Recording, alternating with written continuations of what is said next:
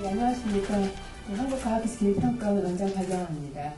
오늘 이렇게 바쁘신 일정에도 불구하고 제23회 키스텝 수요 포럼에 참석해 주신 모든 분께 감사와 환영 인사를 드리고 싶습니다. 특히 오늘 귀한 발표를 맡아주실 UN, SDSN, Sustainable Development Solution Network, 우리말로 하는 지속가능 발전 해법 네트워크 한국지부 양수기 대표님, 그리고 패널 토론자로 자리하신 손혁상 경희대학교 공공대학원 교수님, 박태진 한국과학기술연구원 연구전문위원님, 강상윤 한국환경정책평가연구원 한연구위원님께 특히 감사의 말씀을 드립니다. 얼마 전까지 하얀 백문면이 그 자태를 한껏 뽐내고 또 몇 주 전까지만 해도 벚꽃이 만개하더니 이제는 자목련이 자주새 고울 곳으로 그 자리를 대신하고 있습니다. 자목련의 꽃말이 자연의 사랑이라고 합니다. 자목련이 달인 오늘 수요 포럼의 주제도 이와 서로 관련이 있어 봤습니다.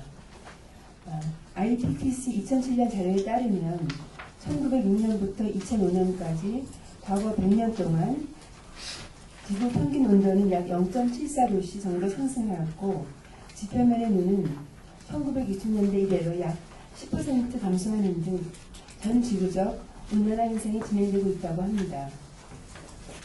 우리나라의 경우도 예외는 아니어서 최근 30년간 기온은 0.7도씩 상승하였고 봄과 가을의 구분이 점차 모호해지고 있는 것을 여러분 모두 느끼고 있을 것입니다. 관련 전문가들에 따르면 인류가 온난화를 이대로 방치할 경우 물 부족 문제, 환경 파괴에 의한 생태계 교란 등 인류의 삶과 미래의 지속가능 발전을 위협하는 전 지구적 재앙이 닥쳐올 것이라고 합니다. 다행히도 국제사회는 이와 같은 문제를 인식하고 유엔을 중심으로 포스트 2015 국제개발협력 목표와 이행방안 수립을 위해 총력을 기울이고 있습니다. 아울러 우리나라도 포스트 2015 개발의제 및 이행방안 협력 참여 등 적극적인 활동을 통해 국제기본의 촉진자 역할을 활발히 수행하고 있는 것으로 알고 있습니다. 저는 키스텝 원장으로서 작년 말레이시아 총리가 직접 UN 지속가능 발전 해법 네트워크의 대표를 맡아서 그 의제를 논의하는 국제자문위원회 일환으로 이 SDSN의 중요성을 알게 됐습니다. 마침 오늘 수요 포럼의 주제가 UN 포스트 2015 발전 아젠다 그리고 우리의 대응 방안과 과학기술 역할입니다. 본 주제에 대한 발표와 토론을 통해서 인류사회 지속가능 발전을 위한 과학기술 역할을 함께 고민하는 자리가 되었으면 하는 바람입니다. 다시 한번 오늘 귀한 자리에 주시고 감사드리고 여러분의 다양한 아이디어와 의견을 나눠주시기를 부탁드립니다. 자목련에 다니면서 계절의 여왕인 5월 푸르른 자연과 함께 덕하며 건강하시기를 기원합니다. 감사합니다. 오늘 제가 유엔이 추진하는 지속가능 발전 사업과 관해서 여러분들에게 개요를 말씀을 드리면서 그쪽에 가서 과학 기술계의 역할 혹은 사명에 대해서 말씀드리면서 굉장히 중요한 도전장을 던지면서 제 말씀을 끝내도록 하겠습니다. 우선 이 시간이 그렇게 많지 않아서 제가 발표를 모두 30분인데 앞부분 한 10여 분에서는 제가 좀 개요를 말씀을 드리고 그 다음에 남는 시간에 이 파워포인트에 중요한 것들을 뽑아서 설명을 드리고자 합니다. 2015년은 유엔이 추진하는 사업이 제대로 되기만 하면은 현대 경제사에서 이 새로운 장을 여는 그러한 역사적인 해가 될 것으로 기대되고 있습니다. 글로벌 지속가능 발전에 대해서 여러 가지 복합적인 위협이 대두되고 있고 가중되고 있습니다. 그래서 여기에 대한 대책으로 UN 194 회원국들이 합의하에 리오 플러스 20 회의를 계기로 인해서 글로벌 지속가능 발전을 도모하기 위한 지속가능 발전 종합 목표 세트 그 Sustainable Development Goals 해가지고 SDGs라고 하는데 이 SDGs 및 이것을 뒷받침하는 2030년까지의 국가별 세부 목표 세트를 채택해서 실행해 나가기로 합의해서 그동안에 협상을 해오고 있고요. 이러한 그 SDGs를 핵심으로 하는 그 일련의 주요 실천 과제를 포스트 2015 발전 어젠다라고 부르고 있습니다. 포스트 2015라고 하는 것은 2015까지는 그 2000년 이후에 빈곤 개도국들의 빈곤을 반감하기 위한 그러한 목표로 인해서 그 8가지의 주요 목표들이 추진되어 왔습니다. 그 8개의 소위 MDGs, 그 Millennium Development Goals, 그것의 이행 기간이 금년으로서 종료가 되는데, 그렇다면 이 MDGs 사업이 종료되면 그 이후에는 뭘 할 것이냐? 그것이 바로 이 그 포스트 2015 디벨롭먼트 어젠다라고 하는 것으로서 그것의 핵심이 바로 지속가능 발전 종합 목표 세트의 채택 및 추진이 되겠습니다.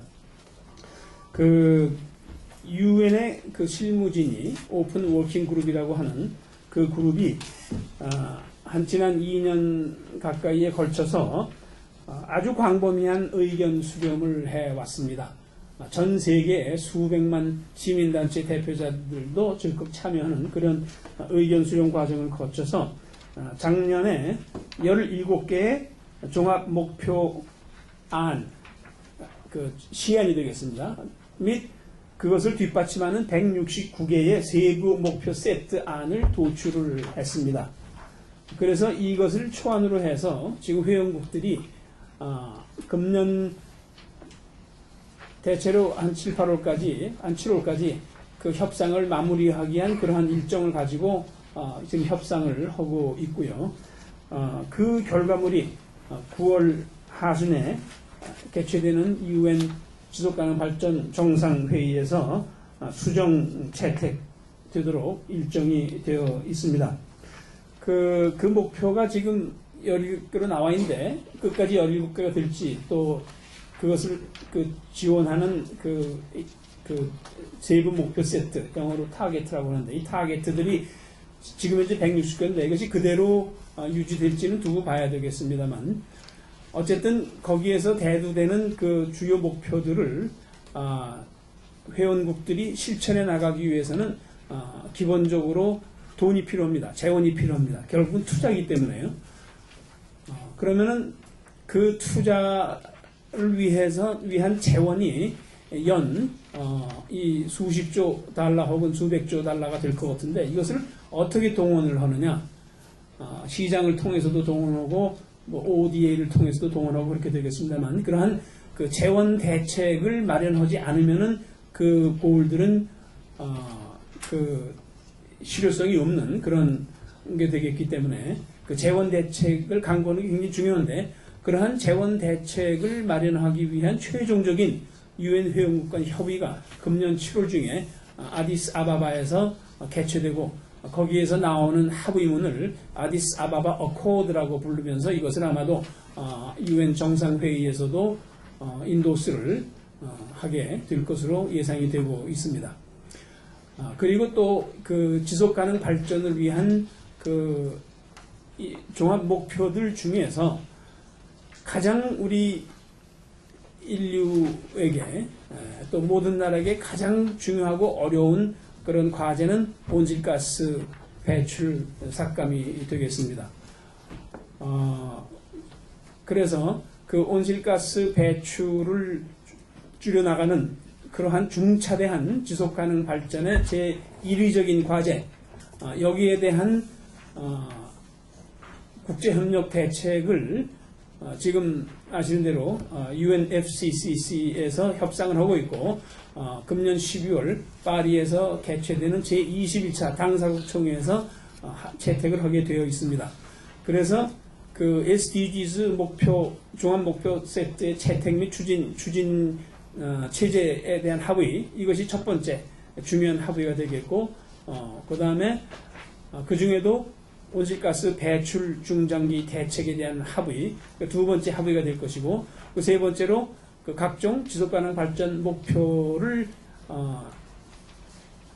달성하기 위한 재원 대책, 이것이 세 번째 그 주요 합의 의제로서 이 세 가지가 합의가 제대로 되면, 효과적인 합의가 되기만 하면은 앞으로 2030년까지 지속가능 발전은 순조롭게 추진될 것으로 보면서, 거기에 따라서 반기문 사무총장이 여러 번 역설한 바와 같이 이러한 체제를 출범시킨다는 것은 이 글로벌한 차원에서, 다시 말해서 모든 나라들도 참여하는 그러한 차원에서 글로벌 디벨롭먼트 패러다임 자체를 바꿔나가는 그러한 아주 획기적인 그러한 야심적인 목표를 우리가 추구하는 그런 사업이 됩니다. 그래서 이러한 것이 금년에 합의가 될 것으로 우리가 목표를 하고 있기 때문에 2015년이 21세기 경제사에 있어서 아주 획기적인 전환점이 될 것으로 기대를 하고들 있습니다.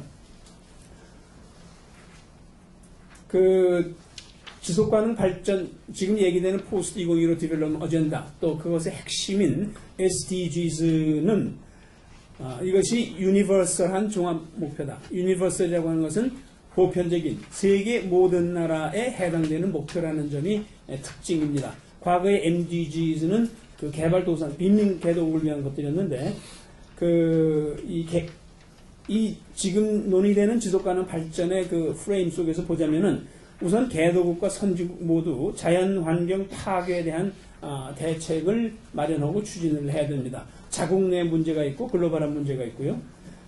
특히 이 글로벌하게 근본적으로 지구 환경을 구성하는 기후 시스템을 위협하는 온실가스 감축 대책, 이것이 가장 중요한 과제라고 말씀드린 바 있습니다만, 그 다음에 개발도상국의 경우에는 빈곤의 종식, 아직도 10억 이상의 인구가 빈곤에 머물고 있고, 지난 10몇 년간에 걸쳐서 절대빈곤 인구가 반감했다고 합니다만, 그래서 획기적이라고들 말합니다만 사실은 그것이 주로 중국에서 벌어진 발전 현상이었습니다.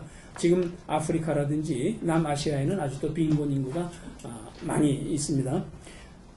그리고 또 빈곤을 탈피할 뿐만 아니라 이들 나라도 경제 성장을 활성화해서 소득 수준을 올려나가야 되는 그런 과제를 이런 개발도상국들이 안고 있고, 선진국들은 그 선진국 나름의 지구 환경에 관한 과제가 있고, 또 온실가스 배출 감축의 문제가 있습니다만, 그 외에 특히 그 사회의 양극화 현상, 또 각종 사회적인 불평등의 확대가 아주 심각한 문제입니다. 요새 우리 흔히 신문에서 읽는 그 미국의 여러 가지 사회적인 그 협력 체제 와해 현상을 우리가 보면서 이제는 미국도 개발도상국이구나라는 느낌을 제가 갖는데, 지금 이렇게 개발도상국, 선진국 모두 그 지속가능 발전 차원에서의 문제를 안고 있는 점을 의식을 해서 어느 유럽 학자가 말하기를 We are all developing countries now 그랬습니다.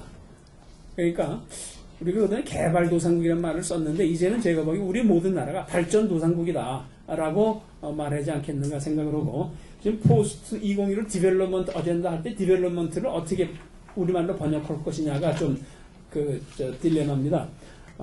개발이라고 해왔습니다만 또 발전이기도 하고, 그럼 지금 이러한 상황에서는 뭐라고 해야 될지, 저는 이것을 발전이라고 해야 된다고 보는데 외교부에서는 아직 개발이라고 쓰고 있더라고요.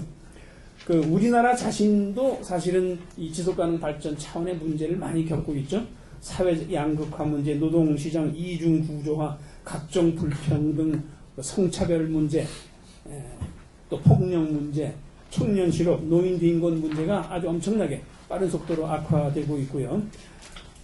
또 아주 장기적으로 볼 때 이 급속한 인구 고령화에 따라서 경제적, 사회적 문제에 심각할 것으로 전망이 되는데, 여기에 대해서 우리가 지금 효과적인 대책을 강구하지 못하고 그러한 역할을 맡아야 되는 그 정치권에서는 오히려 역행하는 현상을 우리가 매일 신문에서 읽어보고 있는 바와 같습니다. 바로 이것이 우리 지속가능 발전 문제의 핵심 문제의 하나다, 증상의 하나다, 이렇게 말씀을 드릴 수 있겠습니다. 한국은 이제 우리 나름의 문제를 그 해결해야 됩니다만 아울러서 그 한국 선발 이 개발도상국 처지를 방금 졸업한 그러한 신흥공업 혹은 신흥 선진국으로서 이 개발도상국들의 지속가능 발전을 우리의 경험을 기반으로 해서 도와줘야 될 또 그러한 그 어젠다도 우리가 과제를 우리가 또 안고 있음을 아까 말씀드린 바와 같습니다. 그래서 저는 그 우리 대한민국이 이러한 유엔의 그 지속가능 그 발전 어젠다 추진 동향에 부응을 해서 세 가지 과제를 추진해야 된다고 보는데, 첫째로는 그 사회 통합과 복지 제도를 확충하고 자연 환경을 복원하고 특히 이산화탄소 배출 절감을 위한 에너지 시스템 개편 등 우리 나름의 지속가능 발전 종합 목표를 설정해서 효과적으로 추진하기 위한 체제를 정립해야 한다고 생각을 합니다. 유엔에서 제시하는 것이 궁극적으로 17개의 목표가 될지 또 그보다는 좀 적은 숫자가 될지 모르겠습니다만 우리가 그 모든 것을 다 우리 나름의 과제로 볼 필요는 없을 거라고 보고요. 그 중에서 우리한테 특히 해당되는 그런 것들을 선별을 해서 집중적으로 대응을 해야 될 그러한 대책을 마련을 해야 됩니다. 아까 말씀드린 두 번째로 그 개발협력 어젠다 정립도 좀 지금까지의 좀 그 우리로서는 좀 이 분야에 있어서 그렇게 그 진취적인 역할을 했던 것은 아닌데 특히 우리 ODA 규모에 대해서 GNI의 0.7%까지 올리는 그런 앞으로의 그 일정을 제시하라고 하는 그러한 일반론적인 그러한 원칙이 제기되고 있어서 여기에 대해서 우리가 그 적극 대책을 강구해야 됩니다. 지금 현재 아마도 0.15%쯤 되죠. 그리고 또 우리의 그 개발도상국의 발전 역량을 도와주는 그러한 우리의 경험과 지식의 전수, 또 우리의 여러 가지 인스티튜션의 전수, 뭐 이런 것들도 우리가 추진을 해나갈 수 있을 것이고요. 그리고 아까 말씀드린 대로 그 지구온난화 완화 대책으로서 우리나라의 에너지 시스템을 어떻게 개편할 것이냐, 이것을 우리가 추진하되 저는 좀 하는 김에 과거의 녹색 성장을 글로벌 어젠다로 제시해서 일단 이 녹색 성장 외교에서 우리가 교두보를 확보한 바가 있고요. 박근혜 대통령께서는 그 이 창조 경제를 제시하면서 그 틀 속에서 그러한 우리의 온실가스 배출 대책에 대한 그 정책을 적극 추진하겠다고 천명하신 바가 있습니다만 이것을 실천하기 위한 그러한 그 이 어젠다를 우리가 설정해서 추진을 해야 될 것입니다.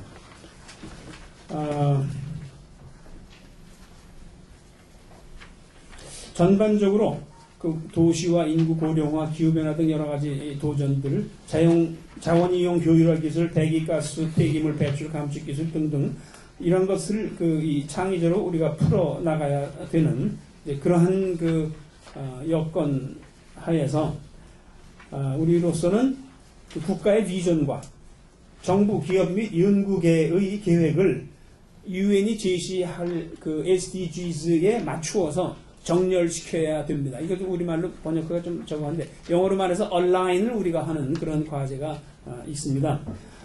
그리고 또 얼라인을 해서 거기에 대해서 우리가 사업을 추진하기 위해서는 그 초기에 투자 장벽을 극복하기 위한 그러한 금융 시스템 또 제도적인 기제를 우리가 마련을 해야 될 것이고요. 특히 중요한 것이 기술 혁신이 되겠는데 특히 SDGs를 감안한 구체적인 기술들을 선별해서 그것을 지향하는 R&D 정부 지원을 제공을 해야 될 것이며 그리고 이 공과대학의 교육과정의 중심 부분으로서 자원의 효율화를 강조하고 포함해야 될 것이고 또 취업 교육 훈련에서도 자원 이용의 효율화를 강조를 해야 될 것으로 생각이 됩니다. 이 지구 온난화 문제의 심각성에 대해서는 아까 박영하 원장님이 이미 말씀을 하셨기 때문에 제가 생략을 언급할 필요가 없겠고요. 결국 지속가능 발전 문제를 해결한다고 하는 것은 결국은 기술의 힘을 활용한다는 뜻이 되겠습니다. 그 전에 서남표 총장께서 저한테 제가 질문하기를 기술 개발은 어떻게 되는 겁니까? 혁신은 어떻게 이루어집니까? 그러니까 이분이 대답하기를 문제를 우리가 해결하자고 나선다면은 거기에 따라서 기술 혁신이 이루어진다 그런 말씀 하시더라고요. 그 SDGs라고 하는 것은 바로 문제입니다. 숙제입니다. 그 문제를 푸는 일, 결국은 뭐 제도라든지 정치적인 리더십도 필요하고 그렇습니다만 결국은 기술 혁신으로서 푸는 거기 때문에 과학기술계의 특별한 역할이 기대가 된다고 생각이 됩니다. 그 중에서도 지구온난화 문제를 제가 이미 몇 번 벌써 강조를 해드렸는데 지금 현재 UNFCCC에서 또 금년 8월, 파리에서 12월 달에 제시하는 그 방법론을 보면은 2025 내지 30년까지 각 나라가 자기들이 감당할 수 있는 만큼의 온실가스 배출 목표를 제시를 해서 그것을 협약화해가지고 앞으로 추진해 나가자 이렇게 되어 있거든요. 근데 여기에 아주 근본적인 그 맹점이 하나 있습니다. 그렇게 해서 각 나라가 추진하고자 하는 그 2025 내지 30년까지의 온실가스 배출이 설령 그 목표를 다 달성한다 하더라도 그것이 과연 지구 온도 상승 2도씨 이상을 막을 수 있을 것이냐라는 그러한 그 개런티가 없는 그러한 엑서사이즈가 됩니다.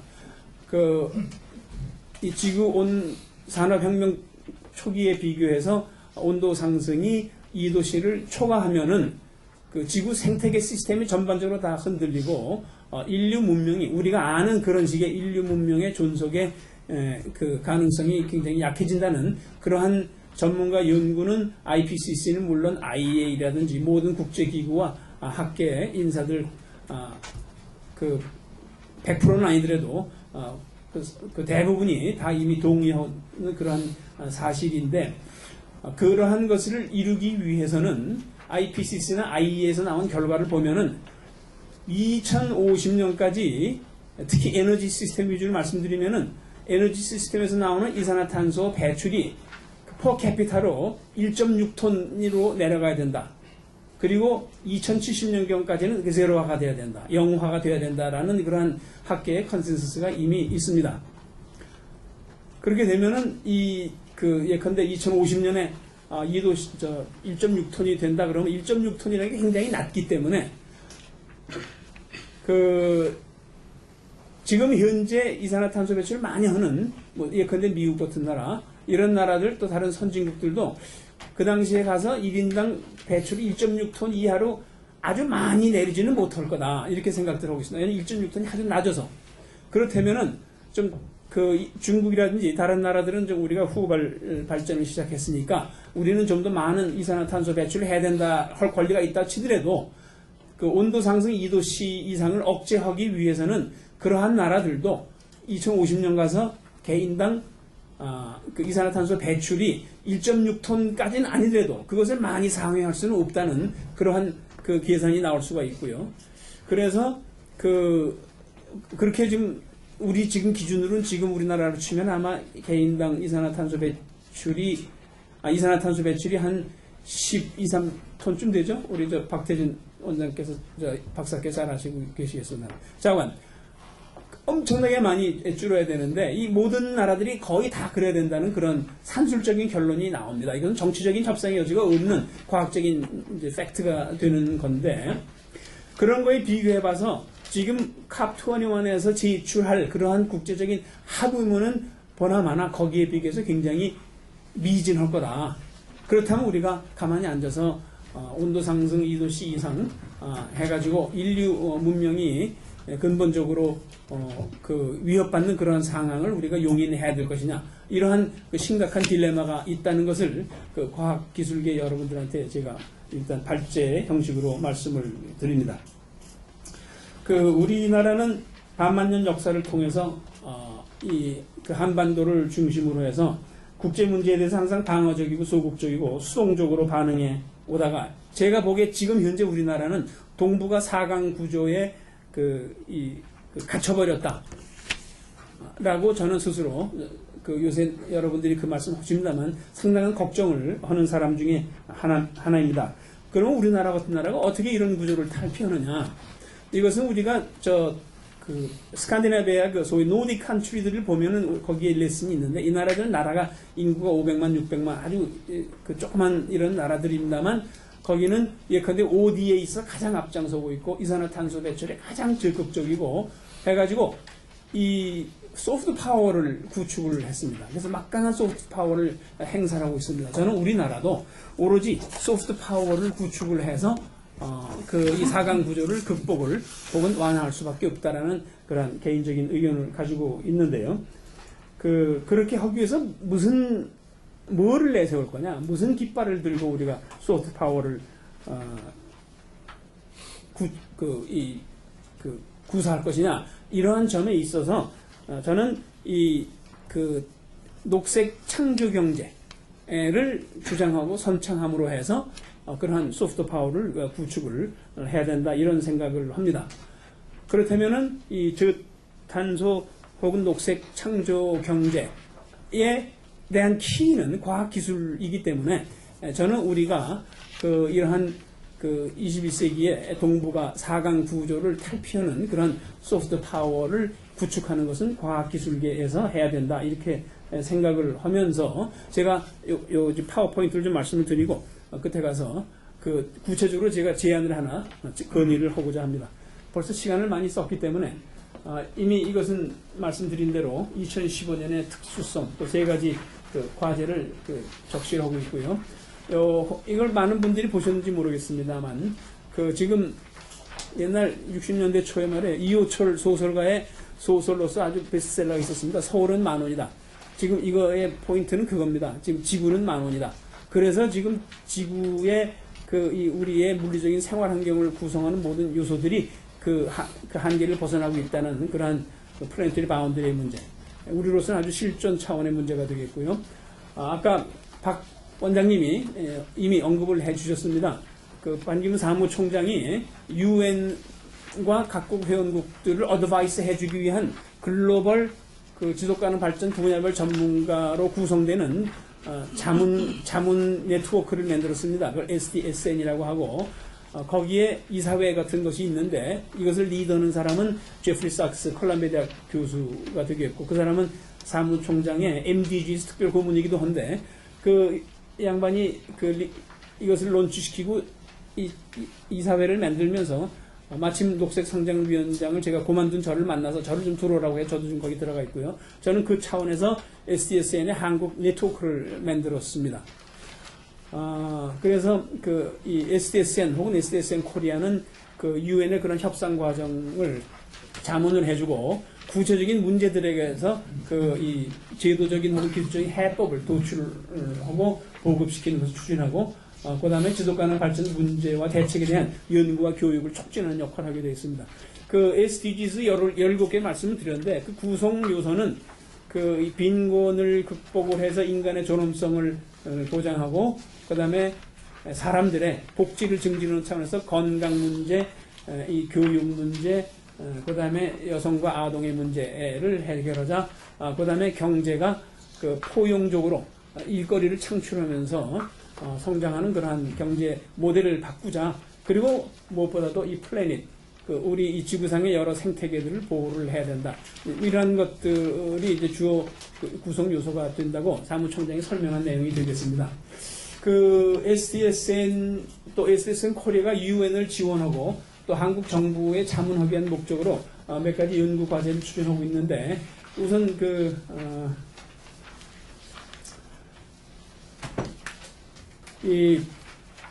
우리 SDSN 코리아의 금년도 사업 계획 위주로 말씀드리자면은 아까 말씀드린 대로 UN 체제에 부응하는 대한민국의 포스트 2015 국가 지속가능 발전 추진 체제를 정부가 이제 내년 초부터는 이런 공식적인 론칭을 해야 된다. 이런 인스티튜션들을 그것을 선행하는 자문 차원의 연구를 해서 정부에 지원하겠다는 그런 내용이 한 가지가 되겠고요. 그래서 우리나라 나름의 뭐 몇십 개가 되든 타겟가 무엇일 것이며 숫자적으로 어떤 목표를 2030년까지 우리가 제시를 할 것이며 그것을 어떻게 집행해 나가느냐 그 문제가 되겠고 그 다음에 그 개발도상국들을 위한 그 발전 그 파트너십 차원의 그 우리로서의 대응 과제 중에서 특히 친환경 기술 등 지속가능 발전, 촉진 기술을 개발하고 확산에 기여를 하는 그런 과제가 있겠고, 아까 말씀드린 캐패시티 빌딩 지원이 있겠습니다. 그리고 이 2도시 목표에 기여하기 위한 한국의 심층 저탄소화 경로, 이거를 디카버나이제이션 패스웨이, DDP 연구라고 그러는데 여기에 관해서 끝에 가서 다시 말씀을 드리겠습니다. 근데 우리나라뿐만 아니고 모든 나라 공통으로 지속가능 발전 추진이 안 되게 되어 있는 구조적인 이유가 있습니다. 그 중에 하나가 특히 민주국가의 국가 경영 타임 호라이즌이 요 다음 선거까지입니다. 우리나라도 5년에 시작해서 요새 점점 줄고 있죠. 3년, 앞으로 2년까지는 뭐 한다 나오고 있고, 전 정권들이 뭐 녹색 성장 전략도 제시하고 2030도 있고 있습니다만, 다음 정권이 와서는 그것을 다 버리기 때문에 효력이 없는 건 아시는 바와 같죠. 그러한 쇼터미즘, 그 다음에 칸막이화된 사일로 프로블럼, 부처마다 따로따로 정책을 수립해서 그냥 단순 취합하면 국가정책이 되는 그런 적이 있기 때문에 그 부처 간 부문 간의 정합성, 통합성이 결여되어 있다. 이런 문제가 있죠. 또 사실은 민간 계통에서도 전문가 그룹별로 다 다른 문제를 생각하고 그것이 통합이 안 되는 것 같아요. 상호 연관성에도 불구하고 특히 그 사회 문제, 환경 문제, 경제 문제 등 간의 상호 연관 관계를 도와시한 솔루션은 덜 이펙티브하다는 그런 문제가 있습니다. 그리고 오늘날 우리가 갖고 있는 문제의 한 7, 80%는 다 글로벌 문제의 반영이라고 우리가 생각을 해도 괜찮을 것 같습니다. 환경 문제, 사회 문제, 경제, 기술, 문화, 질병 모든 게 다 글로벌화되고 있지 않습니까? 따라서 우리나라만 대응해봐야 큰 효과를 못 거두고 글로벌하게 공동 추진 체제를 갖춰야 되는 그런 문제가 있고요. 또 정책의 목표를 설정한다 하더라도 이것을 어떻게 임플리멘트 가느냐, 이것을 에비던스 베이스드하게 예컨대 이 숫자적인 계량적인 그 지표를 설정을 해놓고 그 성과를 체크해가면서 그것을 체크하기 위한 하나의 인프라스트럭처로서 그런 통계 시스템도 갖춰야 된다든지 여러 가지 이런 기술적인 문제들도 있습니다. 그래서 UN SDG 체제가 바로 그러한 방법론을 지향하거든요. 그래서 우리나라의 지속가능 발전 추진 체제도 UN SDG 체제의 일환으로 우리가 추진을 해야 된다. 이런 결론이 되겠습니다. 여기 지금 17개 그 SDG가 나왔는데 아까 말씀드린 대로 이것을 가지고 우리나라의 문제와 과제를 체크하는 체크리스트를 우리가 활용을 해야 된다는 말씀이 되겠습니다. 또 이 SDG에서 연구하는 환경 사회 문제에 대해서 가장 중요한 핵심 과제 12개를 제시해놨는데 이거를 저는 우리나라 과학기술계가 여기에 대한 연구를 해야 된다. 그래서 이 글로벌 문제에 관해서 좀 연구하고 그래야지만 이 글로벌 국가 경영을 우리가 리드할 수 있다. 또 여기에서 우리의 이 외교적인 경쟁력뿐만 아니고 궁극적으로는 그 경제와 과학기술 발전의 동력도 여기서 나온다 해서 좀 우리 입장에서는 좀 베이직해 보이는 이러한 지구 환경 문제에 관한 연구들도 우리가 또 지구 사회 문제에 관해서도 연구를 해야 된다. 이런 포인트입니다. 이 기술에 관해서는 UN 실무그룹 OWG가 테크놀로지에 관해서 제17번째 마지막 고울에 항목이 많습니다. 그 중에 한 섹션이 테크놀로지에 대한 섹션이 되겠는데 그 구성 내용들을 보면은 이 Science, Technology, Innovation STI에 대한 액세스를 개발도상국 같은 주자, 이게 계속 강조가 되고 있습니다. 선진국의 기술 문제보다는 개발도상국을 위해서 어떻게 기술 능력을 키워주냐는 그런 문제가 되겠고, 그래서 테크놀로지 파실리테이션 메커니즘이라는 말이 유엔에서 유행인데,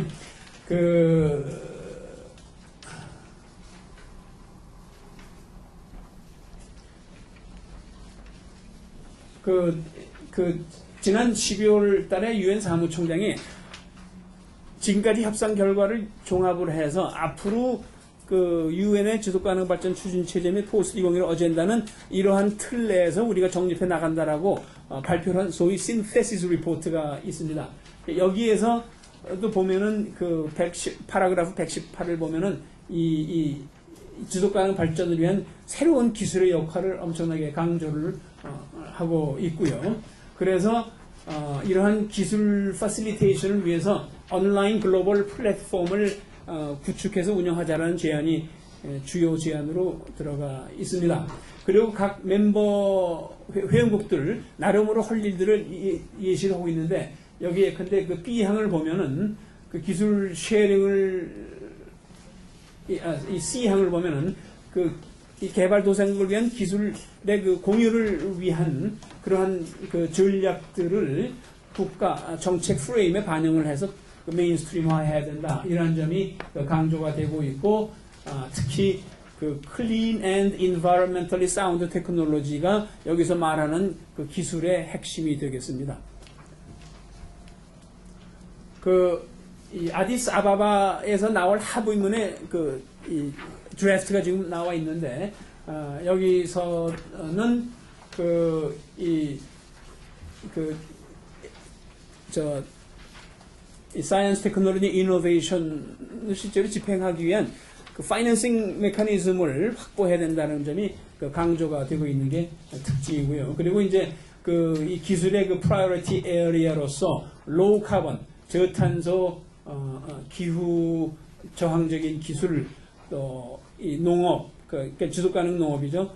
또 지속 가능한 urban development, 그 구성 요인으로 교통 기술, 교통 빌딩 기술, 건축 기술이죠. 또 food and service 기술, 그리고 또 사회 쪽으로 해서 그 백신과 제약, 의약품, 신규 의약의 개발 이런 것들이 그 프라이어티로 강조가 되고 있습니다. 이거는 시멘스 그룹의 누가 발표한 거를 제가 좀 가져온 건데 앞으로 지속가능 발전에서 주요 기술의 역할이 기대되는 분야가 어바나이제이션에서 빌딩에 관한 거, 빌딩을 에너지 생산체로 활용하자는 거, 그 다음에 기후변화, 인구 동태와 관련시켜서 의사와 환자 간의 virtual interaction, 그러니까 온라인으로 진료를 해주는 그러한 문제,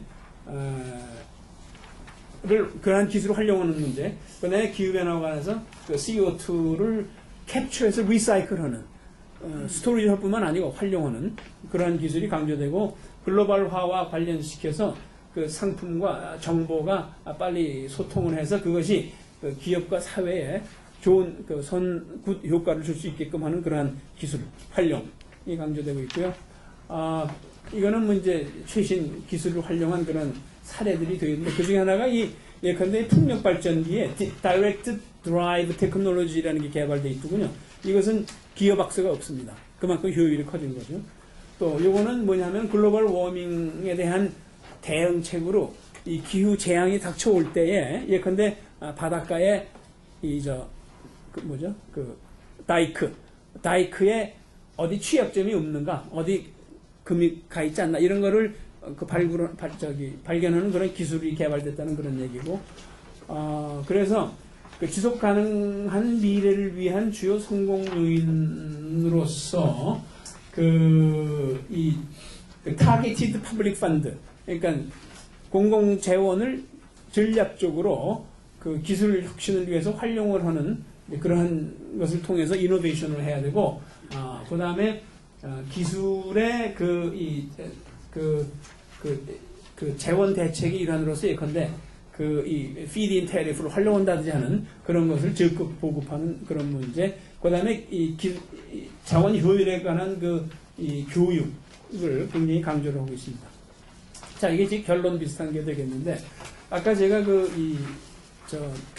온실가스 배출 감축 대책의 일환으로 심층 저탄소화라는 말씀을 드렸는데, 여기서는 2도씨 상승을 미연에 방지하기 위해서 그것을 방지했다고 칠 때 그때까지 이 에너지 시스템 재편을 어떻게 해야 되느냐, 이거는 이제 결과 달성을 전제로 해서 그 방법을 연구하자 해가지고, 이것이 UNFCCC 협상과 좀 다릅니다. 그건 오픈엔디단 그런 거죠.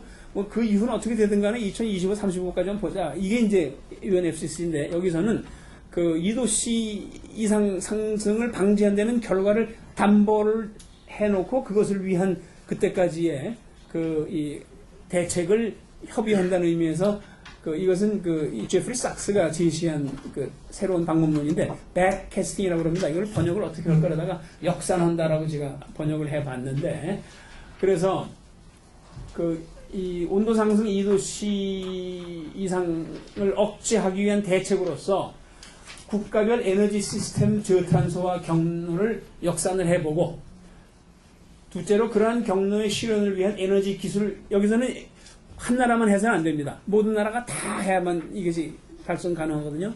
그렇게 하기 위해서는 기술 협력이 제일 중요합니다. IPR 요건을 완화한다든지 뭐 여러 가지 또 재정 대책이 필요하겠죠. 그래서 그러한 에너지 기술 국제 협력 방안을 강구를 하고 세 번째로는 거기에 따라는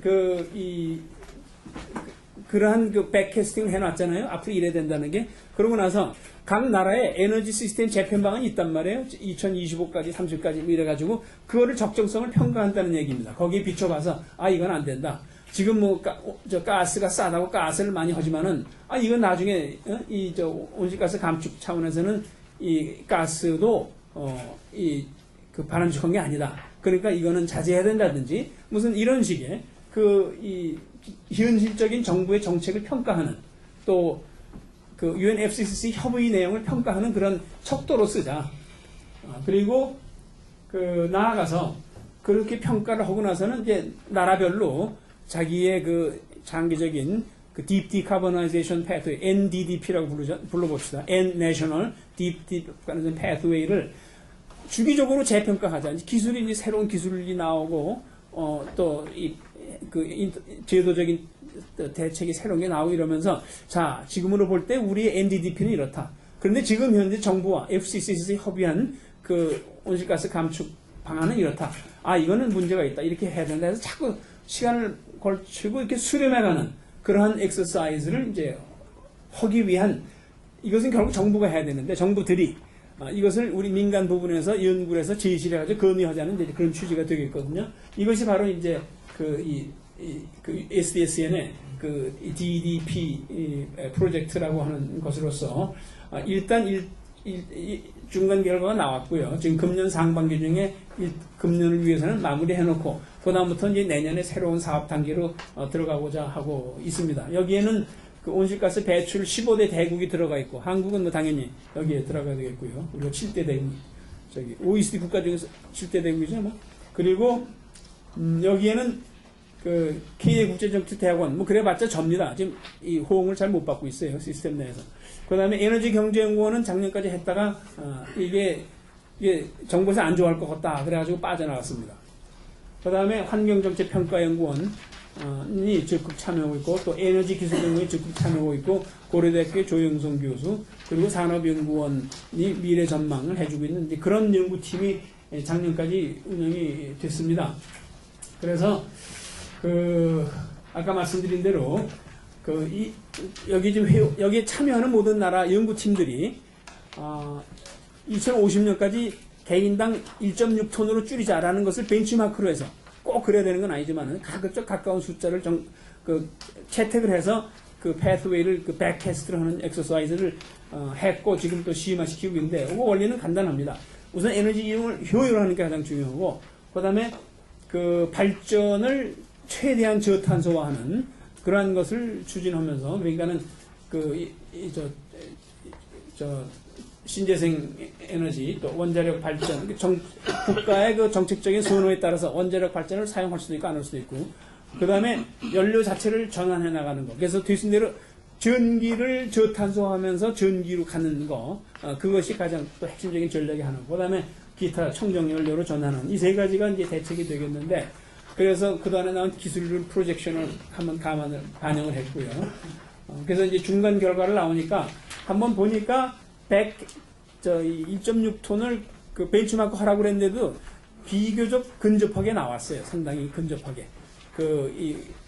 전체적으로 이산화탄소 배출 15개국 에버리지가 1.6톤에 거의 가깝게 나왔어요.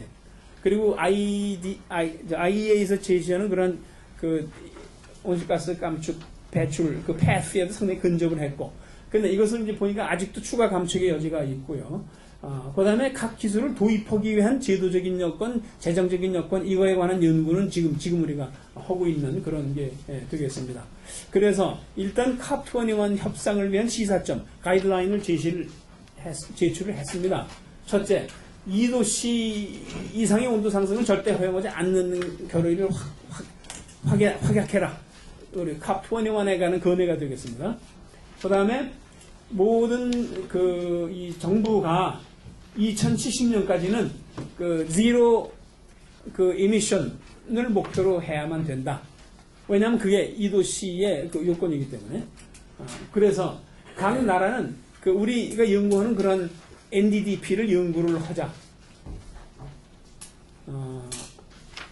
해서 그 나라가 추구할 전략은 뭐다라는 것을 한번 연구를 해놓고, 그 다음에 모든 나라가 컵이 제출하는 그걸 지금 INDC라고 그러죠. Individual Nationally Determined Contributions.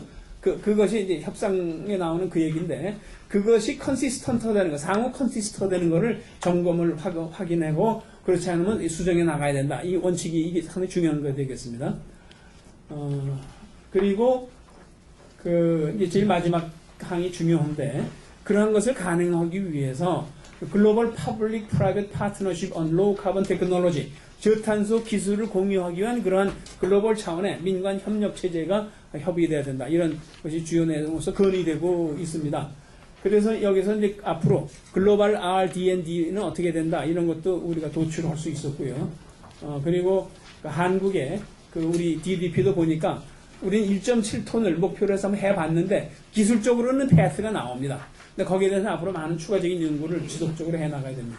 그런데 이것을 목표를 설정할 때 2050년까지의 경제 성장률을 KDI에서 전에 제시한 게 있습니다. 2.3%. 2.3%를 존중하는 전제로 했습니다. 다시 말해서 경제 성장을 포기하지 않고 이렇게 할 수 있는 가능성을 추구해 보니까 기술적으로 나오더라고요. 그걸 어떻게 이제 제도화해서 정책화하느냐는 건 이제 우리가 연구를 해야 되는 이제 그런 과제가 되겠습니다. 상세한 내용은 제가 생략을 하고. 그래서 이제, 앞으로 우리 DDP 연구를 이런 식으로 해야 된다는 또 연구 의제도 우리가 파악을 할 수 있었습니다. 자, 우리 박근혜 대통령이 클라이밋 리더 서밋에서, 유엔에서 연설을 하신 내용을 보면은 기후변화 대응은 부담이 아닌 새로운 기회로 활용이 돼야 된다. 그래서 한국은 새로운 경제 패러다임인 창조경제 핵심 분야로 기후변화 대응을 위한 에너지 신산업을 육성하겠다. 여기에서 신재생 에너지, ESS, 스마트 그리드, CCS, 제로 에너지 빌딩, 여러 가지가 나오고 있습니다. 나아가서 우리의 이러한 기술과 경험을 개발도상국들은 전수해주겠다. 이것이 바로 우리 DDPP 연구가 지향하는, 그러니까 DDP를 추구하다 보면은 이러한 것이 자연적으로 이루어진다. 라는 그러한 점을 제가 좀 부각시키려고 말씀을 드렸고요. 그래서 과학기술계에 우리 또 박영하 원장님한테 특별히 제안하고자 하는 발언이 되겠는데, 첫째, 이 DDP 연구는 저탄소 녹색 창조경제 및 글로벌 지속가능 발전 외교의 아주 창의적인 크리에이티브한 플랫폼이다. 또 그렇게 활용이 될 수 있다. 그래서 지금 여기에 관해서 UN SDSN과 프랑스의 IDDRI, 프랑스의 국제관계 및 지속가능 발전 연구소가 되겠는데,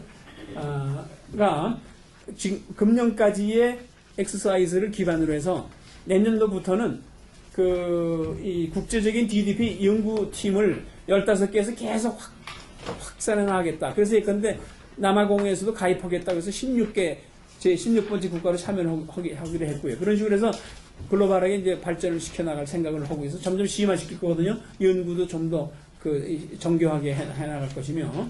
그런데 제가 SDSN 코리아라는 깃발을 들고 다니면서 이 연구팀을 오거나이즈를 지난 1년 반 이상 한 2년 가까이 벌써 되는데, 제가 엄청나게 마음고생을 했고 지금도 하고 있습니다.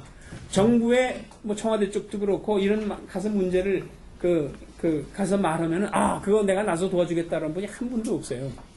그거 좋은 프로젝트입니다. 한번 해보시죠. 또 이게 왜 문제가 되냐면요. 우선 예컨대 에너지경제연구원에 가서 이거는 당신의 연구 핵심 분야니까 합시다. 그럼 돈을 가져다 달라. 첫째 그 문제가 나옵니다. 그게 지금 이해가 안 가요, 처음에는. 근데 그게 그 이사회, 그죠? 경제사회연구원인가? 거기서 그 돈 배정, 예산 배정하는 방법 자체가 아주 리지드 해가지고, 다른 기관들도 마찬가지예요. 우선 재정 지원을 해달라. 근데 제가 재정 지원이 제 주문에서 나옵니까? 어디서 나옵니까? 이사회에 간단 말이에요. 경제사회연구회. 그럼 거기서는 그 연구기관 돈으로 하도록 해라. 저더러 가서 말해라. 뭐 이런 식으로 이해가 돼요. 그게 남의 일이다. 그런 얘기죠. 그런 문제가 있고, 그 다음에 이게 정부의 협상에 대한 컴프로마이즈가 되는 게 아니냐. 그게 정부가 싫어할 거다. 그래서 싫다. 겁난다. 이런 문제가 있어요. 그래가지고 여기에 관해서 예컨대 에너지, 온실가스 감축 데이터 같은 거 에너지 관리공단이 있다는데 거기서 안 줘요. 국가 기밀 사항이래. 그게 정보도 없고, 돈을, 재정 지원을 해주겠다는 정부 기관도 없고, 그래서 제가 지금 그래서 지금 제가 원래 녹색 성장 또 지속 가능 발전을 연구한다고 어느 정도 받아놓은 예산이 있거든요. 그거를 지금 여기에다가 투입을 그동안에 해왔는데 얼마 안 됩니다. 그리고 환경연계평가연구원 또 에너지기술연구원은 결국은 여기에 참여하는 그 연구원들이 아무런 보상 없이 개인적인 희생 차원에서 하고 있습니다. 본인한테 전 너무나 항상 고마운데 그런 희생을 끼쳐드려서. 근데 거기도 지금 또 세종시로 가버렸잖아요. 회의를 한다면 서울역 회의실에서 해도 돈이 들고 그걸 이제 저희가 조달을 해야 되는데 자, 돈 문제가 아주 심각하고 그것보다도 이 관련 기관들이 이 문제 중요하다고 대한민국에 생각하는 사람이 하나도 없어요. 기관도 없고. 제가 보기엔 굉장히 중요하다고 보거든요. 여러분들 어떻게 보시는지 모르겠어요. 그래가지고 우리나라에 에너지 또 기술 연구 기관이 얼마나 많습니까? 또 연구 인력이 아주 세계적으로 우수한 두뇌들이 얼마나 많습니까? 근데 그러한 기관과 연구 인력을 활용을 못하고 있는, 가동을 못하고 있는 게 지금 현실이 되겠고요. 그래서 국제적인 DDP 공동 연구에 내년부터 참여할 그런 대책이 없습니다. 그래서 제가 느끼는 게 녹색 성장도 그렇고 창조경제도 그렇고 아주 화려한 정책 미사여구들인데 이게 속빈강정이 아니냐. 또 그런 식으로 말하다 보면 우리나라의 모든 게 다 속빈강정 같다는 생각도 들고요. 세월호 시행령이 이제 통과된다는데 아직도 지금 왈가왈부하고 있고 연금개혁은 어떻게 되는지 모르겠고 지금 우리나라가 지금 이게 지속가능 발전 위기가 너무나 지금 심각하고 절실하고 눈앞에 와 있는 게 아니냐. 이런 걱정을 이게 좀 제가 나이를 먹어서 그런지 옛날 사람들은 나이 먹으면 이런 게 골치 아프면 빨리 죽어야지 그랬는데 저는 그 소리를 하기 싫고 저는 어떻게 이거 해결하고 싶습니다. 그래서 제가 지금 과학기술계에 지금 제안을 하는 겁니다. 가칭 저탄소 녹색 창조경제 연구회라는 걸 한번 구성해서 반은 자발적 이 동기에 의하여 또 반은 어떤 국가적인 사명과 또 자기 소속 기관의 공적인 어떤 임무의 일환으로 좀 참여를 해서 운영하는. 일본에는研究会라고 많잖아요. 또 선진국에는 이런 자율적인 소위 거마비 안 받고 가는 그런 모임이 많습니다. 아주 심각한. 근데 우리나라는 그런 게 상당히 결여된 문화가 되게 있는데 그러다 보면 우리나라 문화도 지금 지속가능 발전에 에 비해서 미흡한 점이 많은데 두 가지가 연구가 돼야 됩니다. 한국 경제의 심층 저탄소와 시나리오 또 그것을 수반하는 녹색 경제, 창조 경제적인 그러한 정책 연구, 또 효과에 대한 연구가 있어야 되겠고, 그 다음에 글로벌 심층 저탄소와 국제 기술 협력 방안 및 그것에 입각한 기후변화 협력 방안을 국제 공동 연구에 참여를 해야 되는데 이것을 한다고 해서 우리나라의 협상 정부 차원의 입장이 컴프로마이즈가 되는 게 아닙니다. 왜냐? 이것은 모든 나라가 다 한다는 전제가 있거든요. 모든 나라들로 다 같이 하자라고 한번 주장을 해보자. 다른 나라들이 안 따라오면 원래 효과가 반감되는 그런 게 되겠는데, 그래도 물론 건질 게 있겠습니다만. 그런 겁니다. 그래서 정부 입장을 컴프로마이즈 하는 것도 아니라고 아무리 해도 듣질 않아요. 잡혀갈까봐 그러나 봐요. 옛날식으로 말하면. 옛날식으로 그랬거든요. 말 잘못하면 잡혀간다고 수근수근대고 그러는데. 그래서 지금 STSN 또 프랑스의 IDDR 이들이라고 그러죠. 또 IEA 또 비엔나에 있는 이아사 등 그러한 기관들이 참여하고 주요 배출국이 참여하는 국제 공동 연구가 앞으로 계속 발전돼 나가는데 여기에 대책이 필요하다는 것을 제가 호소를 드리고, 그러한 차원에서 이러한 경제 연구회를 만들어서 근데 만슬리 워크숍을 개최를 하고, 그래서 학제적으로 또 자발적으로 자율적으로 창의성을 융합해 나가자. 그리고 그러한 연구 결과를 중심으로 해서 가끔 공개 토론회를 열자. 국내 산관학연 또 유관 전문 연구소 간에 스테이크홀더 간에 공개 토론회를 해서 여론을 수렴해가고 지혜를 모아가는 그러한 과정을 추진해 보자. 그렇게 함으로 해서 심층적인 저탄소 방안에 관한 사회적인 컨센서스를 모색해 보자는 그게 제 여러분들에 대한 건의가 되겠고요. 앞으로 제가 보기에 우리가 지금 경제 성장 동력에 관한 걱정을 많이 하고 있지 않습니까? 저는 그 해법이 간단하다고 봅니다. 말이 간단한 건데, 젊은 인력을 활용하고, 여성 인력 활용하고, 노인 인력을 활용하고, 좀 이렇게 좀 그룹별로 차별화된 그런 이제 대책을 강구를 해나감으로써 문제를 풀어나가기도 하고, 그리고 그러한 것들을 활용해서 앞으로의 우리나라의 경제적인 어떤 국제 경쟁력은 저는 두 가지의 키라고 보는데, 하나는 녹색 성장이고요. 또 하나는 창조 경제라고 봅니다. 근데 창조 경제라는 게 지금 말하는 조금 정부의 그거는 좀 내로합니다. 제가 말하는 창조 경제라는 것은 그 젊은이들, 노인들, 여성이고 혼자서라도 IT 기술을 활용하고 그러면서 이 서비스를 생산해가지고 계속 새로운 서비스를 제공해가지고 새로운 시장을 만들어가는 그러한 이 창조 경제를 위한 시장은 제가 보기에 니치가 무궁무진하다고 생각을 합니다. 그래서 이 창조 경제와 녹색 성장을, 왜냐하면 앞으로 이 기후 변화가 심각해지면은 온실가스 배출 저감 기술의 개발과 선도적인 보급에 의하여 국제 경쟁력이 향상이 되고, 또 거기에 따른 새로운 성장 동력이 나올 것이고, 따라서 거기에 우리의 미래가 있다. 저는 이렇게 보고요. 그러한 컴퓨터적 에지를 지금부터 우리가 발전해 나가지 않으면은 저는 앞으로 우리 미래는 없다. 저는 이렇게 생각을 합니다. 마침 토마스 에디슨이 이런 말을 했어요. 기회라는 걸 어떻게 알아보느냐? 초라한 작업복을 입고 있기 때문에 못 알아본다, 사람들이. 그래서 제가 번역을 이렇게 했습니다. 요지를. 기회는 초라한 작업복을 입고 있다. 그걸 알아보는 게 중요한 거지, 기회가 삐까번쩍하면서 눈앞에 오는 게 아니다, 그런 얘기죠. 이거는 이제 정주영 회장, 임자 해보기나 해봤수? 저탄소, 그걸 우리가 어떻게 해? 이거 절대 안 된다, 그런 얘기. 해봐야 된다, 그런 얘기죠. 그래서 과학기술자들의 사명이 뭡니까? 이게 누군지 아시죠? 이제 하늘에서 그 빛을 훔쳐다 갖다 준 프로메테우스가 되겠는데, 저는 과학기술자들이야말로 프로메테우스고, 이 대한민국 과학기술자들도 바로 이러한 사명을 해야 되지 않겠느냐. 그러다 보면 이런 결과가 온다. 이런 것으로. 제가 좀 말씀을 좀 길었는데, 이것으로 제 발표를 끝내겠습니다. 경청해주셔서 고맙습니다. 오랜 시간 동안 존경하는 우리 양수길 대표님이 오늘도 정말 많이 배웠습니다. 오늘 강의 통해서. 특히 요즘 최근에 개발협력계에서 양수길 대표님의 진정성과 열정이 후학들한테 굉장히 귀감이 되고 있습니다. 그래서 저도 하나의 지표로 생각하고 열심히 해볼 마음을 다시 다시고 있습니다. 저는 소개받은 대로 사회과학도입니다. 정치학교에서 사실은 과학기술을 잘 모릅니다. 그래서 오늘 이 토론을 초대를 받았을 때 가서 무슨 말씀을 나눌 수 있을까 잠시 주저했는데요.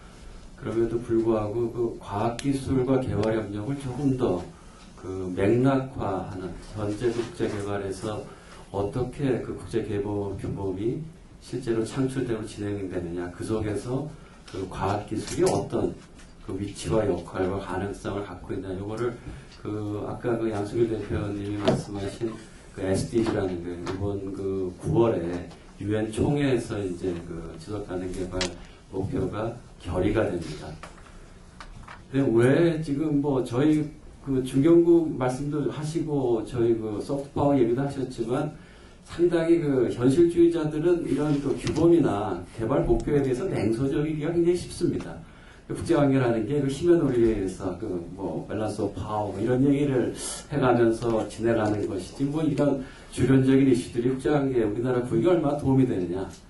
그런데 다시 요즘 그 국제관계를 살펴보면 그 다국화가 되면서 그 미들 파워 스테이트들 우리나라 같이 그 캐나다, 뭐 오스트레일리아, 뭐 인도네시아, 터키, 대한민국 이런 거 10위권에서 20위권 간의 미들 국가들은 실질적으로 전략적 관계에서의 국제 그 사회에 기여하는 부분은 상당히 미미합니다. 그러나 이 규범적인 차원에서 특히 국제개발협력에서 이 미들파워들이 어떻게 그 연성 권력을 가지고 본인들이 갖고 있는 그 국익도 실현하고 동시에 국제사회의 보편적 가치를 어떻게 실현하냐. 이게 요즘 굉장히 등장하는 큰 주제입니다. 그래서 그 SDG라고 하는 이번 2015년 9월에 나온 SDG는 한국이 그 취할 수 있는 굉장히 좋은 기회입니다. 그리고 그동안 그 잘 아시겠습니다만은 2011년에 부산서 그 하이레벨 포럼 그 원자력 활성을 위한 고위급 회의 4차 회의가 열렸고요. 또 OECD 다하게 가입을 했고, 뭐 올해도 이미 그 UN 그 디벨롭먼트 코퍼레이션 포럼 고위급 회의를 송도에서 열었고, 이런 개발협력 쪽에서는 한국이 그 제가 국제회의를 다녀보면 저희가 생각하는 것보다 훨씬 더 그 지도적 위치를 가지고 있고 실제로 개도국이 뭐 저희가 겪은 수원구에서의 공역으로서의 전환 경험, 식민지 지배를 당해본 경험, 여러 가지 공통된 경험을 통해서 저희가 제시하는 기본 문제에 있어서 동의할 수 있는 그런 부분이 꽤 있습니다. 실제로 부산에서 젠더 문제라든지 인스티튜션, 제도의 문제 이런 것들은 저희가 물론 미국의 협조가 있었지만 굉장히 이니셔티브를 가지고 아젠다에 포함시킨 그런 경험이 있습니다. 또 아젠다가 그런 측면에서 규범이 그 우리의 그 국익 차원에서도 중요하다고 하지만 국제사회에서는 뭐가 중요하냐? 이건 뭐 솔직히 말씀드리면 편하게 돈과 권력과 기관과 사람이 모이게 되어 있습니다. 2001년에 그 포스트 2015 전에 있었던 MDG라고 하는 거예요. 밀레니엄 디벨롭먼트 골 세천의 개발목 8개인데요. 2001년도에 유엔을 가보니까 모든 사람들이 자기 한 문장 안에 MDG가 들어가면 안 들어가면 문장을 완성을 못 하더라고요. 유엔에서 그 MDG 주관기관은 UNDP입니다. 근데 UNDP에 관계없이 EP든 사무국이든 WHO든 MDG가 모든 대화의 핵심으로 등장합니다. 이유는 간단합니다. 이 MDG를 국제적인 공통된 규범을 놓치는 순간 예산 확보와 기관 확장과 사람 모든 것들이 놓쳐버립니다. 그렇기 때문에 2015년 아까 양 대표께서 말씀하신 17개의 과제에 포함시키기 위해서 스테이크홀더들이 결사적으로 지난 몇 년간 노력을 했습니다. 거기에 이제 그 보건 같은 경우는 그 MDG에서 가장 많이 혜택을 본 주제입니다. 헬스 부분은 MDG에서 3개 이상 들어가 있기 때문에 이후에 그래서 결정적으로 뭐 그 통역이나 이런 다양한 질병 문제에 대한 예산이 많이 투입이 됐는데요. 2015년 17개 주제 중에는 그러면 어떤 것들이 핵심 과제로 등장했냐. 이게 뭐 역사적으로 보면 굉장히 그 뭐 8개, 10개, 12개, 15개, 최종적으로 17개가 됩니다. 반기문 사무총장님도 여기에 물타기 좀 하셨습니다. 한 12개 있었는데 정말 깜짝 놀란 게 그 모든 사람들이 글로벌 노움으로서는 불가능하다고 생각한 이니퀄리티, 국가 간, 국내 간 불평등 문제를 반기문 총장님 사무총장 보고서에 아젠다를 쓱 집어넣습니다. 그리고 도시화 문제도 쓱 집어넣고 이주 문제도 하나 더 집어넣고 그래서 뭐 토탈 그 이후에 이제 그 아까 보신 오픈 워킹 그룹이라고 했죠. 공개 작업반에서 만들어낸 17개가 됐는데 유엔 프로세스가 아시다시피 요 SDG는 유엔 총회 프로세스입니다. 반기문 사무총장은 여기에 대해서 행정적인 지도와 자문을 할 뿐이지 내용적으로 여기에 공식적으로 개입할 수 있는 여지를 총회 결의사항으로 막아버렸습니다. 그러니까 이게 이제 반기문 사무총장의 보고서가 총회 사항에서의 다양한 인풋이 될 수는 있지만 반기문 사무총장이 얘기한다고 해서 이 SDG가 어떤 경우는 결정된다. 이거는 굉장히 다른 거죠. 왜냐하면 이 아무리 과학기술을 포함한 국제적 규범이라고 하더라도 굉장한 정치적인 타협 문서입니다. Political bargaining 프로세스가 있고 Political bargain document라는 것이죠. 그래서 뭐 5분밖에 안 된다고 해서 얘기가 좀 있었는데 뭐 결론적으로 말씀을 드리면 저도 깜짝 놀랐습니다. 오늘 그 토론에 초청을 받고 과학기술이 국제개발기금에 어떻게 포용이 되어 있나를 찾아봤습니다. 2001년도에 나와 있던 MDG에서는 저도 깜짝 놀랐는데 사이언스란 말이 8개 목표와 18개 세부 목표 중에 단 한 번도 안 나옵니다. 유일하게 딱 한 번, 세부 목표 18번째인가, 뭐, 8번째 그 글로벌 파트너십에 테크놀로지가 한 번 나옵니다. 거기 뭐냐면은, 그 새로운 테크놀로지를 활용해서 그 ICT, 정보통신기술 분야에 있어서 지표로 치면은 휴대폰 보급률, 100명, 1000명당 휴대폰 보급률이 몇 명이냐, 퍼스널 컴퓨터가 1000명당 몇 명이냐, 이 정도 수준에서의 사이언스 테크놀로지가 다입니다. 물론 이제 그렇게 된 이유는 또 복잡해지는데 2001년도에 코피아난 사무총장이 그때 굉장히 급했습니다. 새천년이 되면서 MDG를 만들어가는 과정에 컨설테이션 프로세스가 굉장히 없어서 그 MDG에 대한 정당성 문제도 사실은 제기가 되고 그래서 요번에는 황기문 사무총장께서 완전히 바꾼 거죠.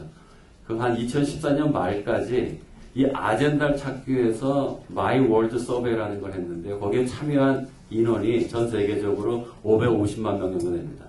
그 중에 이제 그 아이디어들을 이제 뽑아내는 거죠, 거기서.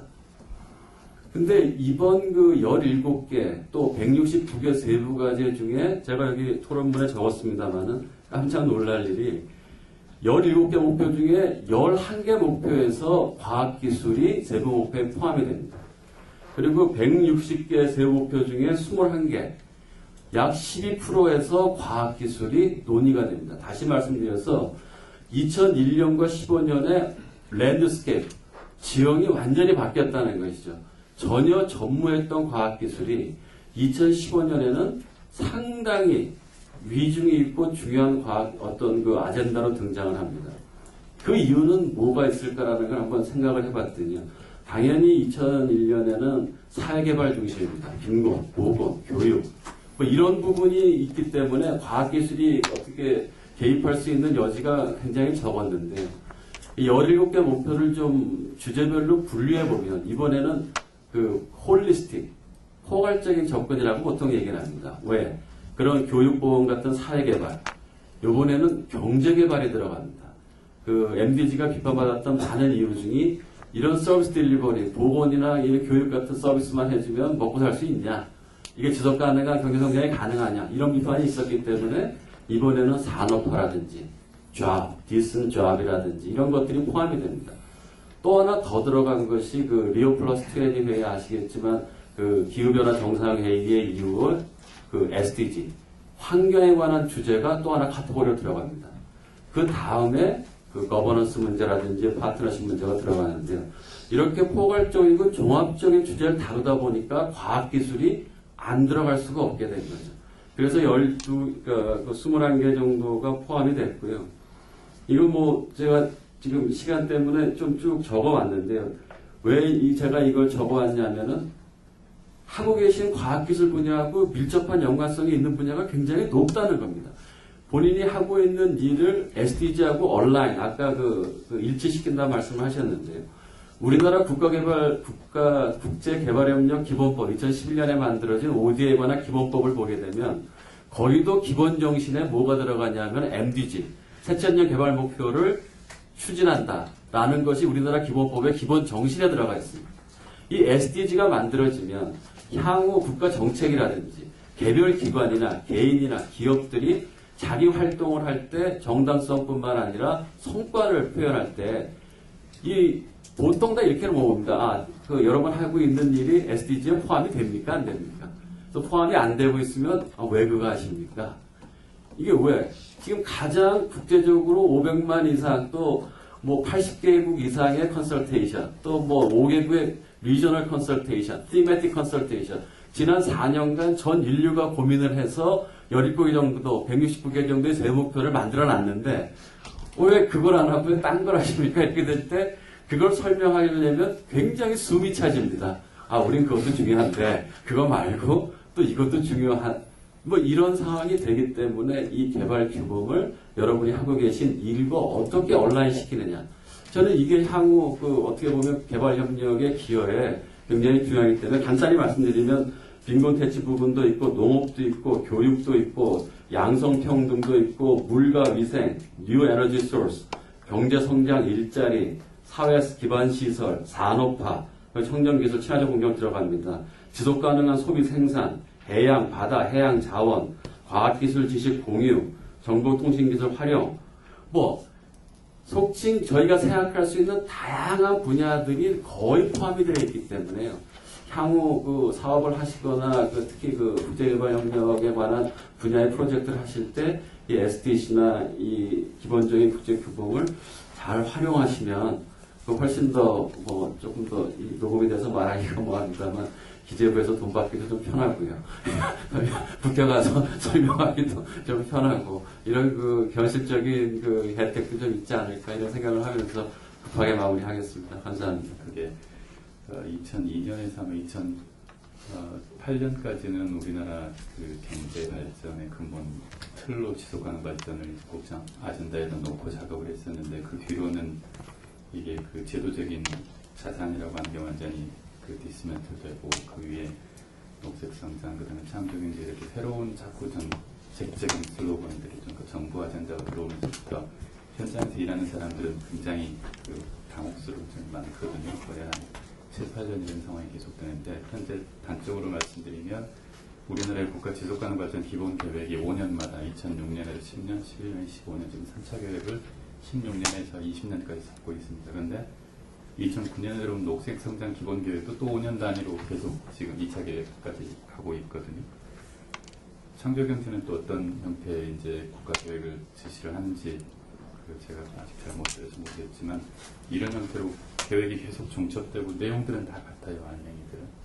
근데 자꾸 다른 포장을 해야 되기 때문에 방향성에 상당히 어려운 점이 많이 있는데 이제 그럼에도 불구하고 현장에서 최전선에서 이제 연구하거나 혹은 정책을 만들고 기획하시는 분들은 내용은 거의 다 똑같을 거라고 생각을 합니다. 그래서 오늘 주제에 대해서는 포스트 2015 발전 어젠다하고 그다음에 우리나라 국가 차원에서 그다음에 특히 과학기술 분야에서 어떻게 이해를 하고 일을 해야 될지를 중심으로 말씀을 드리려고 하는데 들으신 것처럼 포스트 2015에 2015년 디벨롭먼트 프레임워크라는 게 발전 기본 체제가 있는데 그 체제 안에 17개 목표가 있고 그다음 그건 누가 할지 관리를 누가 할지 하는 부분에 있어서는 유엔 차원에서는 하이레벨 폴리티컬 포럼이라고 하는 게 있습니다. 국가 수반들이 4년마다 한 번씩 모여서 여행하고 매년 이제 강요들이 모여가지고 17개 아젠다를 어떻게 진행을 하고 있는지를 평가를 하게 되고 또 모니터링을 하죠.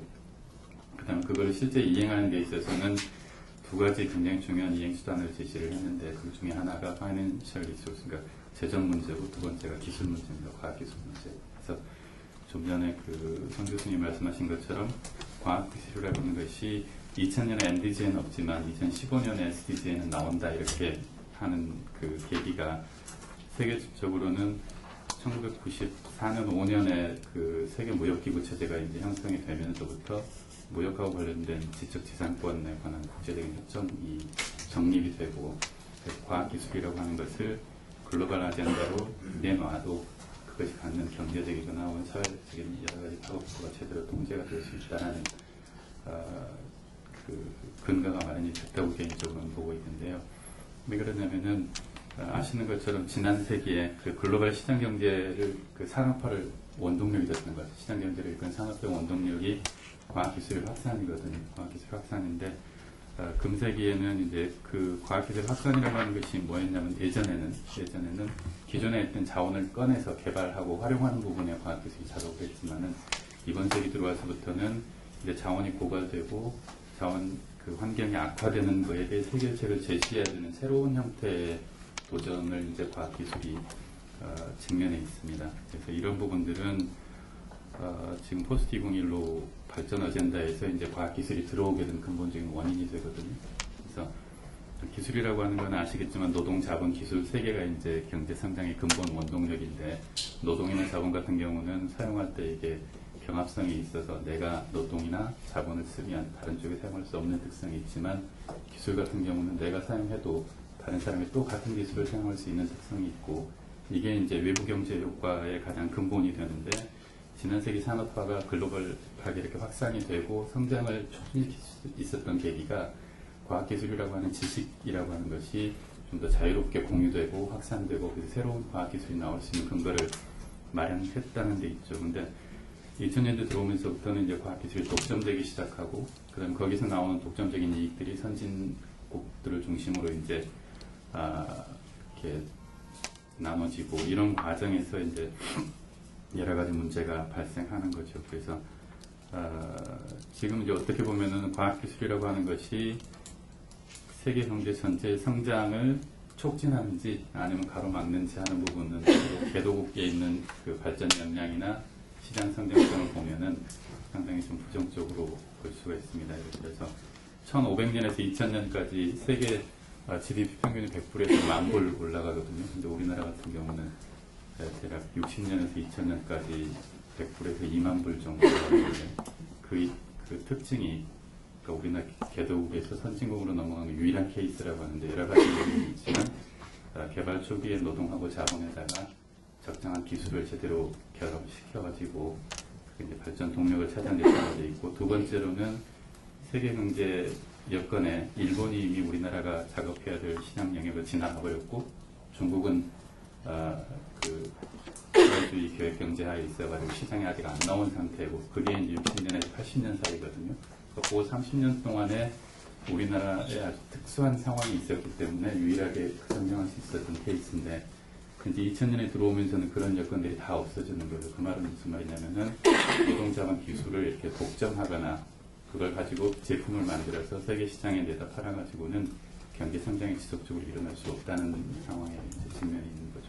그래서 이런 관점에서 이제 해결책이 오늘 주제하고 말씀을 드리면 선진국하고 개발도상국이 공동으로 과학기술을 공유하고 이용할 수 있는 여건이 마련이 돼야지 방금 말씀하신 것처럼 기후변화라든지 혹은 17개 UN 지속가능 발전 어젠다를 제대로 이행할 수 있다 이렇게 판단을 합니다. 그래서 우리나라 관점에서는 예전처럼 선진국의 기술 독점하고 제품 팔아서 경제 이득을 얻고 하는 패턴이 아니라 개발도상국에 과감하게 최적 기술을 이전해주고 개발도상국이 성장해 나가는 과정에서 현지의 생산이나 시장이 커져나가는 쪽에 참여할 수 있는 경제 전략을 세우는 게 가장 중요하다고 생각을 하고 그런 관점에서는 최적 기술을 공유하고 확산하는 데 초점을 둔 이 SDG 17개의 이행 역량 강화 사업들을 발굴을 해내는 과학기술적인 측면의 분야에서 발굴을 해내는 작업, 그다음 거기에 필요한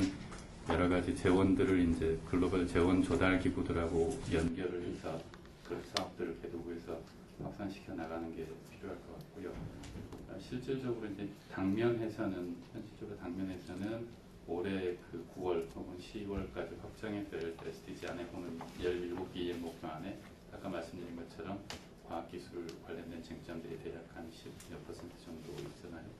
그런 기술들이 뭔지를 다 리스트업을 해서 그 다음에 우리나라 그 과학기술 정책이나 혹은 그 협력, 대외 협력이라든지 글로벌 협력을 기획할 때 어떤 형식으로 그걸 활용할 건지 하는 부분들을 분석하고 로드맵을 짜는 작업이 지금 과학기술평가원에서 가장 당면에서 SDG하고 관련돼서 추진해야 될 과제 아닐까 이렇게 생각을 합니다. 감사합니다. 네, 이제 저는 그 과학기술계에서 평생 일한 사람으로서 어떻게 우연한 기회에 최근 6년 동안 대한상공회의 소위 지속가능경영원이라는 데서 일을 했기 때문에 산업계 내지는 경제계의 견해를 중심으로 조금 말씀을 드리겠습니다. 우리나라 경제가 지난 몇십 년 동안 엄청난 발전을 해왔다 이런 얘기를 하지만은 최근 얼마 전에 그 IMF에서 나온 자료를 보면은 보통 그 2만 불 클럽에서 4만 불 클럽으로 가는데 대개의 그 평균적으로 국가들이 한 6.7% 정도의 경제 성장률을 보였고 기간은 13년 정도가 걸렸다고 합니다. 우리나라는 지금 조로 현상을 보이고 있다 이런 얘기도 나오지만 대략 성장률이 3% 겨우 넘는 정도고 이 정도로 가면은 22년 정도 걸릴 거다 이렇게 얘기를 하는데 어쩌면 그보다도 더 오래 걸리거나 이제 상당히 오랜 기간 못 갈 가능성도 있지 않을까 생각을 합니다. 특히 양극화가 이 우리나라 경제계 안에서도 양극화가 심해가지고 바로 얼마 전에 발표된 결과를 보니까 S모 그룹하고 H모 그룹 두 그룹이 30대 그룹 전체 순이익의 81%를 차지한다고 합니다. 그것도 문제가 뭐냐면 두 그룹이 아주 잘해서 그런 것이 아니라 다른 28개 그룹이 너무나 못해가지고 그런 결과를 보였다고 합니다. 이게 우리나라 경제는 상당히 어려운 상황에 있고 그리고 또한 그 앞으로 어떠한 그 돌파구가 있어야만 되는 그런 상황이다 하고 얘기를 할 수 있겠습니다. 이런 상황에서도 또 여러 가지 환경 오염 문제, 사고 이런 것으로 인해서 기업들에게 대한 그 규제 같은 거는 점점 심해지고 있어서 얼마 전에 이제 신문지상에 환경 규제 6종 세트 뭐 이런 얘기도 나왔습니다. 그런 식으로 이제 환경 관련 또 여러 가지 이 안전 이런 쪽으로 기업에 대한 부담은 굉장히 커지고 있고 특히 이제 최근에 그 배출권 거래제 같은 것도 굉장히 커다란 부담이 되고 있습니다. 그래서 뭐 몇십 조가 뭐 부담이니 이런 얘기가 오가고 그러지만은 그렇다고 해서 경제계나 산업계에서 뭐 경제가 어려운데 뭐 환경이나 사고 안전 같은 거는 조금 천천히 생각합시다. 또는 뭐 여러 가지로 이렇습니다 하는 그런 변명을 하고 그럴 수 있는 시대는 지났다고 생각을 합니다. 기업은 기업으로서의 책임을 다해야 되고 그런 상황이라고 생각합니다. 그래서 이제 아까 슬라이드에도 나왔었지만 대통령께서도 이러한 상황을 위기로만 인식할 것이 아니라 새로운 도전 기회로 받아들여야 된다 이런 말씀을 하셨고 이런 과정에서 또 국부 창출 에너지 신산업 이런 얘기도 지금 나오고 있습니다. 이렇게 우리나라도 어렵고 전 세계적으로도 이런 문제가 있을 때에 새로운 신산업의 창출 기회가 있고 그렇기 때문에 열심히 해야 된다. 근데 열심히 해야 될 중에서도 특히 과학기술계에서 많은 노력을 해야만 된다 이렇게 생각하고 산업계에서는 과학기술계의 어떤 노력과 그에 따른 신기술 개발이라든지 어떤 브레이크스루를 열심히 크게 기대하고 있는 그런 상황입니다.